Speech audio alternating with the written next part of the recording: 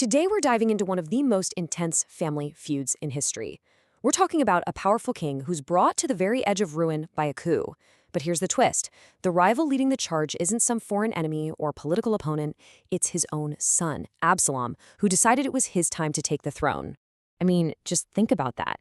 This is the brutal question facing King David. Here's a guy who's a legendary warrior, someone who built an entire kingdom from the ground up. But now he's staring down a crisis that is both political and deeply, deeply personal. So what do you do? What do you do when the whole nation turns on you and the man leading them is your own child? And let me tell you, this crisis hits with stunning speed. 1 minute, David is the powerful king in his capital, Jerusalem. The next, he's a fugitive. The tables have completely turned and he is literally running for his life. A messenger shows up with that devastating news. Absalom's behind-the-scenes maneuvering has paid off. So David makes a snap decision. We abandon the city. And he's not just running to save his own skin, he's trying to stop his capital from being ripped apart by a civil war to keep the city from being, quote, put to the sword. So as David flees, his world just gets stripped down to a simple, terrifying reality. Who is with me and who is against me? And this is where the story gets really interesting, revealing a world of shifting loyalties, with some shocking betrayals and even more shocking acts of faithfulness. What's so wild about this moment is who says this? It's not some lifelong ally from Israel. It's Ittai, a foreign mercenary who just recently joined up with David. David even gives him an out. He says, look, you don't have to do this, stay behind. But Ittai's loyalty is absolute. No way. And this contrast just lays the heart of David's crisis bare. It's staggering when you think about it. A foreigner, basically a soldier for hire, pledges his life to David, while David's own son, Absalom, is the one trying to kill him. But you know, for every loyal Ittai, there's a Shimei. As David is at his lowest point, fleeing, this man from the clan of the old king Saul comes out just hurling curses and throwing stones at him. He represents all those old grudges, all that simmering resentment that's now boiling over because David finally looks weak. Now, David's top commander wants to execute Shimei right there on the spot, but David stops him, and his reasoning is just incredible.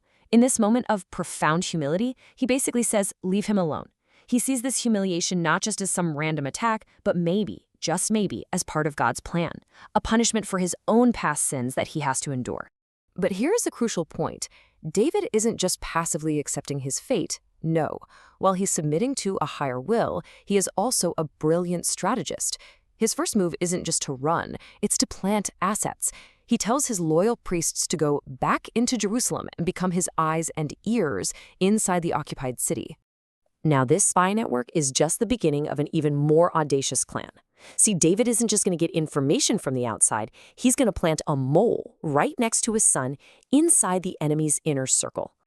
And then comes another crushing blow. David finds out that Ahithophel, his most brilliant and trusted advisor, a guy whose advice was considered as reliable as a word from God, has joined Absalom. This is a strategic catastrophe. David's only response? A desperate prayer.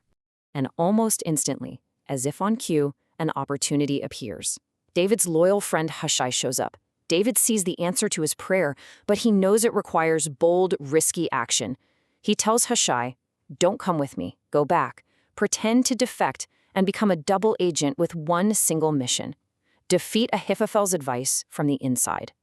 So Hushai walks into Jerusalem and goes right up to Absalom. And his greeting? It's a masterclass in deception. He says, long live the king. Now, Absalom totally assumes Hushai means him, but in his own mind, Hushai is still cheering for David. With those incredibly clever words, he wins Absalom's trust.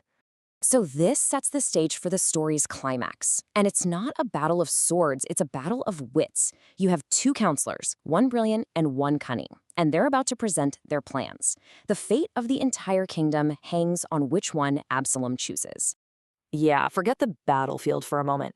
Everything, and I mean everything, comes down to this one decision in the council chamber. One man's advice is going to save a king, and the others will condemn him. Okay, first up, Ahithophel lays out his plan. It's basically a blitzkrieg. It's fast, it's efficient, and it's brutal. Take a small elite force, attack immediately, tonight, while David and his men are exhausted. Kill only the king, and boom, the war is over by morning. By all accounts, it's excellent military advice. It would have worked. Then it's Hushai's turn, and he knows he can't win on military strategy, so he attacks Absalom's ego. He reminds him David is a legendary warrior, a mighty man, too dangerous for a small attack. So instead, he proposes this grand campaign. Gather a massive army from all of Israel and let Absalom himself lead them to a glorious, overwhelming victory. It sounds safer and way more majestic, but it's designed to do just one thing: buy David time. And incredibly, the ploy works. Swayed by the flattery, by the vision of this grand, foolproof plan, Absalom and his commanders make their decision. They choose Hushai's fatally slow strategy. So why? Why on earth did they choose the objectively worst plan? Well, the text gives us a fascinating, behind-the-scenes reason. The Lord had determined to frustrate Ahithophel's good advice.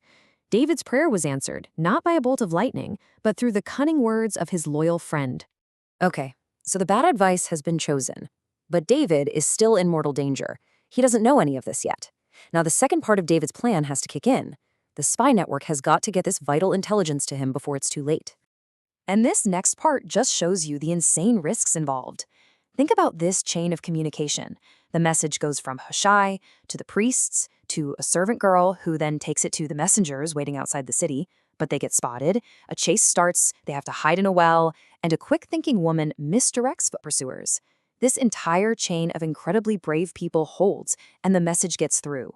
The intelligence is delivered just in the nick of time. David and all his people cross the Jordan River to safety. The fallout from this is immediate. Ahithophel, the brilliant strategist, sees that his perfect advice was rejected and knows the rebellion is now completely doomed. Humiliated, he goes home and ends his own life. So David survives this unbelievably close call, but what actually saved him? Was it his desperate prayer and this act of divine intervention, or was it his own shrewd planning, his spy network, and the sheer bravery of his friends? You know, the story really suggests you can't separate the two, that in this case, faith and brilliant strategy worked hand in hand to pull a kingdom back from the absolute brink.